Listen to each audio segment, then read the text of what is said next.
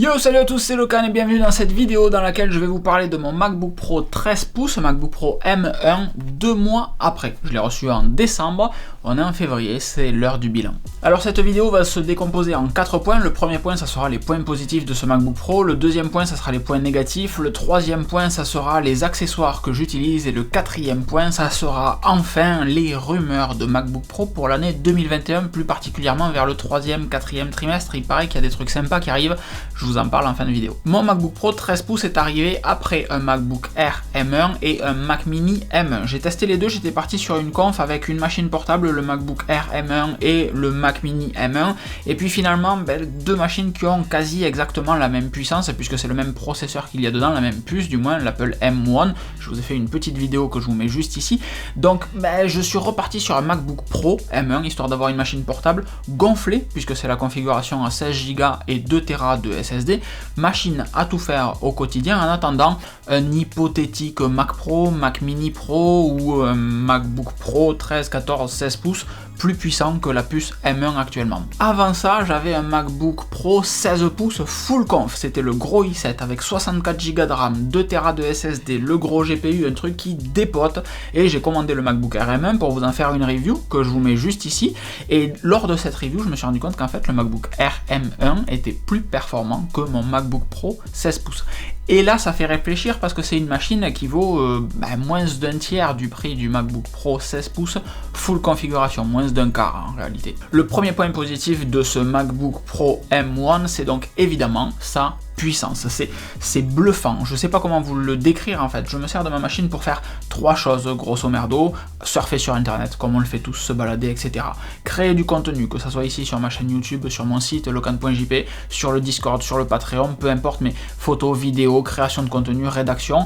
Et enfin, en dernier point, de l'administration système et réseau, puisque c'est mon premier amour ou presque, sinon mon métier tout du moins, de faire de l'administration système et réseau. Donc je vous ai fait différentes vidéos à ce sujet, vous l'avez compris à ce moment-là, et c'est une machine qui se sort admirablement bien de chacune de ces opérations. Alors évidemment, surfer sur internet, c'est normal que ça se passe excessivement bien. Créer du contenu, il y a des gens qui achètent des Mac Pro ultra puissants pour créer du contenu. Et avec ce MacBook Pro M1, machine qui vaut 2600 €, mais uniquement à cause des 2 Tera de SSD qu'il y a à l'intérieur, sinon c'est une machine qui est en dessous des 2000 €. Et bien avec ce MacBook Pro M1, je n'ai aucun problème, aucun ralentissement à aucun moment, tout fonctionne admirablement bien, et ça fait des années que j'avais pas eu un Mac sans bug, enfin sans bug ou presque sans bug, juste des petits bugs graphiques un petit peu bizarres mais rien de dérangeant, mais qui fonctionne admirablement bien, où rien ne plante, où c'est fluide, où on n'a jamais de petits ballons de plage, etc. Ça pédale, c'est bluffant. Et donc pour faire un parallèle avec le mode sportif, ce MacBook Pro 13 pouces M1, c'est un triathlète qui est très bon dans 3 disciplines. Ne rien faire sur internet ou pas grand chose, créer du contenu et faire de l'administration système et réseau. Alors comme un triathlète, c'est normal, il est spécialisé dans ces différentes disciplines, et un crossfitter par exemple arriverait à faire de la natation, de la course à pied et du vélo, mais le triathlète va être bien plus performant, va consommer moins d'énergie et être meilleur. Et bien c'est exactement la même chose que ce MacBook Pro M1, c'est un ordinateur qui consomme moins d'énergie qu'un MacBook Pro 16 pouces ou tous les autres Intel que j'ai pu avoir avant. Ça me donne réellement cette sensation d'avoir une machine qui est optimisé pour tout faire. Du coup ça ne veut rien dire, la métaphore s'arrête là, mais c'est exactement ça. J'ai la sensation d'avoir une bécane qui est prévue pour être un ordinateur, alors que les autres jusqu'à maintenant savaient être des ordinateurs, mais galéraient quand même un petit peu. Ça chauffe, ça fait du bruit, il n'y a pas trop d'autonomie, ça consomme beaucoup de puissance. Là c'est pas le cas, ça marche juste excessivement bien, tout le temps en consommant peu d'énergie. Et justement en parlant d'énergie, mais ça a une batterie, une autonomie incroyable. Je suis toujours au-dessus des 10 heures d'autonomie, mais largement, peu importe ce que je fais dessus. Si je ne fais que du surf internet, je vais être au-dessus des 13, 14, 15 heures sans aucun souci. Si je travaille sur ma machine, si je fais du Final Cut, etc., ou du traitement de photos, je vais être dans les 6-8 heures, alors qu'avant on tombait à 1 heure d'autonomie avec un MacBook Pro 16 pouces avec le gros GPU, etc. Là c'est plus puissant et il y a plus d'autonomie. C'est délirant, c'est bluffant, c'est génial. Et le troisième point positif, alors j'ai été dithyrambique sur les autres, mais le troisième point positif c'est la touch bar, puisque précédemment j'avais un MacBook Air M1 qui lui n'a pas de touch bar, des boutons physiques, que j'apprécie également paradoxalement. Il n'y en a aucun que quand j'ai un clavier physique je me dis pas oh merde il me manque une touch bar, et quand j'ai une touch bar je me dis pas oh merde il me manque un clavier physique. J'aime les deux parce que les deux ont des avantages et n'ont pas forcément de défauts non plus, mais je vous ai parlé de la touch bar ici, c'est la même vidéo que le déballage du MacBook Pro 13 pouces et réellement j'aime beaucoup cette touch bar. Les points négatifs maintenant, mais ce MacBook Pro 13 pouces il n'a que 2 ports Thunderbolt 3. Alors le premier problème c'est que ce sont des ports Thunderbolt 3 USB 4. Pourquoi ne pas avoir mis des ports Thunderbolt 4 USB 4? Tant qu'à y aller, autant y aller à fond. C'est en aucun cas un problème, ça ne change en rien ma vie qu'il y ait des ports Thunderbolt 3 ou Thunderbolt 4, je ne verrai absolument pas la différence. C'est juste que je me dis, bah, ça aurait été peut-être une machine un petit peu plus aboutie s'il y avait eu des ports Thunderbolt 4 au lieu des ports Thunderbolt 3. Par contre, la problématique, la vraie, c'est qu'il n'y a que 2 ports Thunderbolt 3 et que les deux sont du même côté.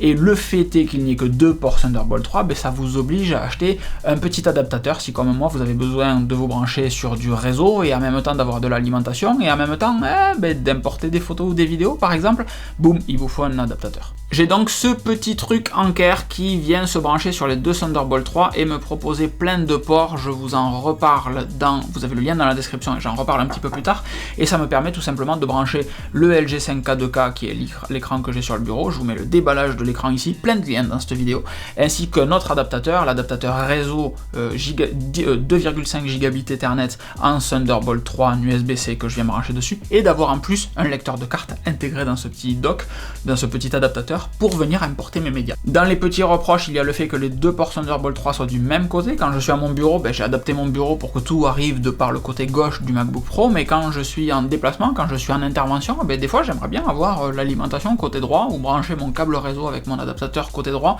Et ben non, il faut un câble plus long pour faire le tour de l'ordinateur et venir se brancher du côté gauche, c'est pas ouf. Je trouve également dommage que Apple propose du Wi-Fi 6, du Wi-Fi AX donc avec uniquement 2 NSS, c'est le Number of Spatial Streams, c'est le nombre de réseaux, le nombre de bornes, le nombre d'antennes, le nombre de flux en réalité Wi-Fi que va être capable de supporter votre MacBook Pro. Sur les MacBook Pro 16 pouces, il y a 3 NSS, 3 flux Wi-Fi en continu, alors que sur le MacBook Pro 13 pouces M1, il n'y en a que 2, ce qui veut dire que par définition, vous aurez les 2 tiers de la puissance Wi-Fi d'un MacBook Pro 16 pouces, et c'est dommage parce que ça nous cantonne en dessous du gigabit, et c'est bien pour des périphériques Wi-Fi d'être au-dessus du gigabit parce que ça a moins de fiabilité que le câble, donc pour avoir un Wi-Fi stable, c'est bien d'avoir vraiment plus, d'aller chercher les 1300 mégabits par seconde, si c'est pas plus, pour pouvoir avoir une meilleure connexion Wi-Fi.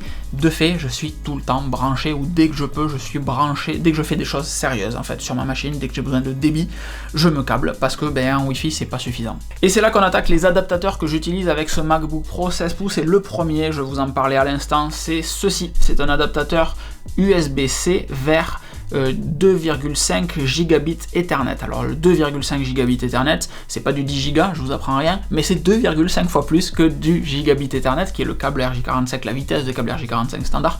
Il faut évidemment un câble compatible de l'autre côté, et aussi et surtout la capacité du switch sur lequel vous allez être branché à gérer le 2,5 giga. C'est pas aussi standard que le giga, pas aussi standard que le 10, mais il y a des switches qui sont multi-gig et qui du coup vont savoir gérer du 2,5, du 5, du 10. C'est le cas de l'Unify XG dont je vous ai parlé juste ici. Ça me fait rire tout seul en fait d'avoir des liens réellement à vous partager tout le temps. Conséquence directe de cet adaptateur, le câble Ugreen catégorie 8, parce que pourquoi pas, ça existe des catégories 8, donc j'ai pris un catégorie 8. À la base c'était essentiellement parce que c'était un câble RJ45 tressé avec une tête vraiment jolie, bien finie. Il existe en catégorie 7, il y avait le catégorie 8, je me suis dit mec, catégorie 7, catégorie 8, joue l'overkill à fond et prends du catégorie 8, voilà, ça vaut 15 balles sur Amazon, même 10 balles en fonction de la taille que vous allez prendre, et ça permet d'avoir un câble toujours dans ma sacoche Peak Design. Je vous fais un What's in my bag bientôt dans la semaine, donc si vous n'êtes pas abonné à cette chaîne, abonnez-vous parce que ça arrive très prochainement. Le petit adaptateur Anker, je vous en ai déjà parlé, qui me permet d'avoir du Thunderbolt 3, d'avoir un USB-C, d'avoir du SD micro SD, 2 USB-A et un port HDMI que je n'utilise jamais. J'aurais préféré avoir un port RJ45 ici parce que ça aurait vraiment dépanné dans certaines situations.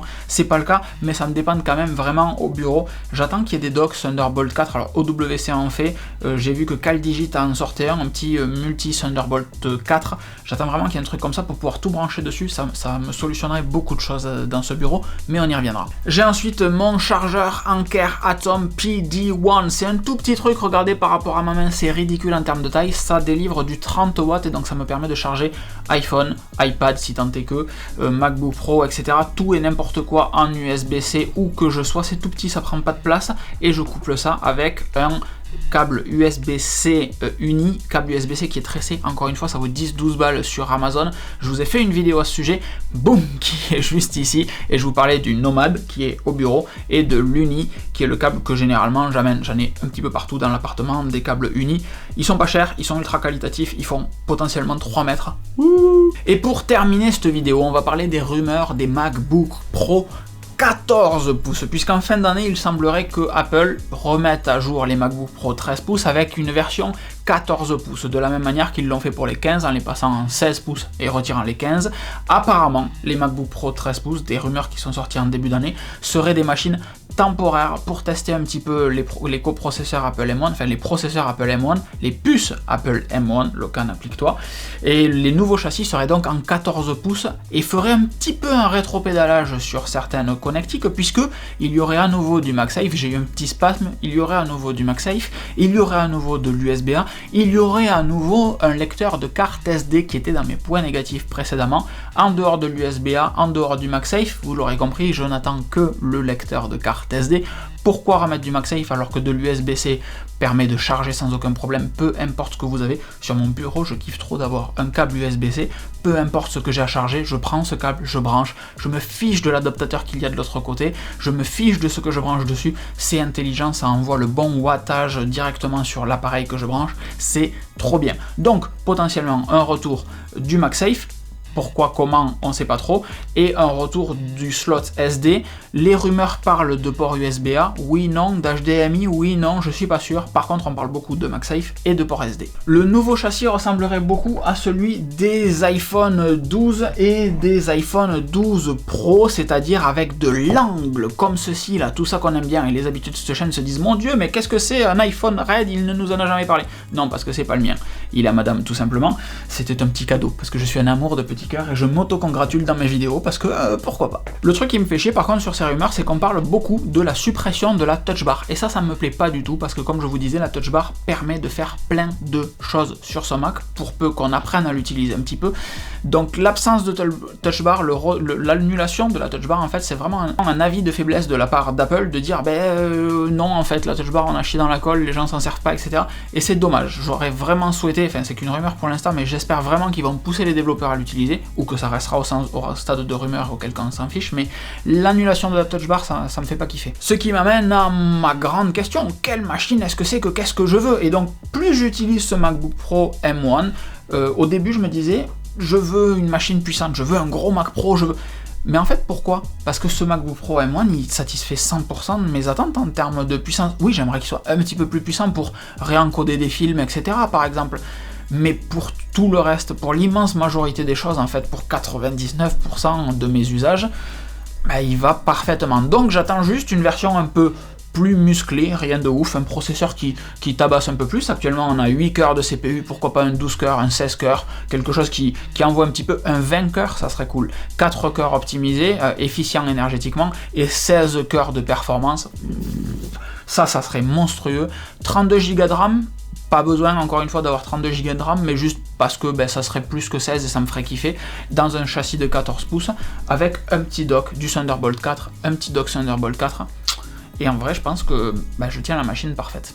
Ah si, il me manquerait 4 Tera de SSD, alors là vous dites il nous fait chier avec ces 4 Tera de SSD, oui mais en fait ça serait super pratique parce que ça me permettrait d'avoir tous mes rushs tout le temps sur le MacBook Pro et de pas avoir à me câbler sur mon NAS pour accéder à mes bibliothèques Final Cut qui sont sur le NAS. Je pourrais avoir tout en interne, regroupé par mois, par semestre, peu importe, et chaque semestre je copie à des fins d'archives sur le NAS, ça serait pas mal, c'est pas nécessaire, 2 Tera c'est bien, 3 Tera ça serait bien, j'arrive en fait à saturation des 2 Tera de mon iCloud, je vous en ai déjà parlé, parce que j'ai beaucoup de photos dans mon iCloud Photo Library, et avoir 4 Tera, ça me permettrait de me dire, bon ok, t'as le matériel qui va bien, le jour où ils sortent un iCloud de 4 Tera, tu te poses pas de questions, t'envoies tout dessus, et ça serait cool. Pourquoi? Parce que je veux avoir 100% de mes données iCloud sur mon MacBook Pro, afin de pouvoir sauvegarder tout ça proprement. Je vous prends pas plus de temps, je vous fais des grosses bises. Si cette vidéo vous a plu, vous mettez un petit pouce vers le haut et vous n'hésitez pas à la partager, c'est ça qui est super important en fait. Partagez les vidéos avec plein de gens, ceux à qui ça peut intéresser, etc. Parce que peut-être qu'ils s'abonneront et qu'on sera encore plus nombreux et qu'on fera des vidéos encore plus géniales, etc. Je vous kiffe, je vous dis à très vite. Ciao ciao.